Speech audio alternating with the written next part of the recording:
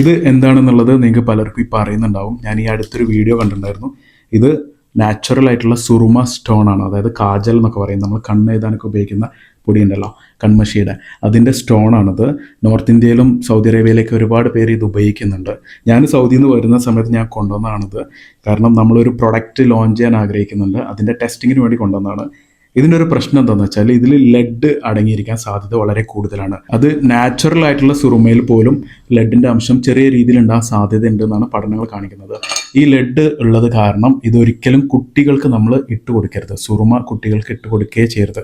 കാരണം ഈ ലെഡ് അവരുടെ ശരീരത്തിൻ്റെ വെയിറ്റിനനുസരിച്ച് നോക്കുമ്പോൾ ഇത് വളരെയധികം കൂടുതലാണ്. അത് അവരുടെ ബ്ലഡിലേക്ക് അബ്സോർബായി പോവുകയും അവരുടെ കിഡ്നിക്ക് പ്രശ്നം ഉണ്ടാകും, ബ്ലഡ് കുറയും, ഹീമോഗ്ലോബിൻ കുറയും, അനീമിയ ഉണ്ടാകും, അപസ്മാര രോഗങ്ങൾ വരാൻ സാധ്യതയുണ്ട്, ബ്രെയിൻ ഫംഗ്ഷനെ ബാധിക്കാൻ സാധ്യതയുണ്ട്. അതുകൊണ്ട് കുട്ടികൾക്ക് ഇങ്ങനത്തെ കാജൽ, സുറുമ ഒന്നും ഒരിക്കലും ഇട്ട് കൊടുക്കരുത്. മുതിർന്നവരും ഇങ്ങനത്തെയൊക്കെ കണ്ണിൽ അപ്ലൈ ചെയ്യുന്ന ഒഴിവാക്കുന്നതാണ് നല്ലത്. ഇതിന് നമ്മൾ പറയും പല ഗുണങ്ങളും ഉണ്ടെന്നുള്ളത്. ആക്ച്വലി ഇതിന് പല ദോഷങ്ങളുമാണ് ഉള്ളത് കേട്ടോ.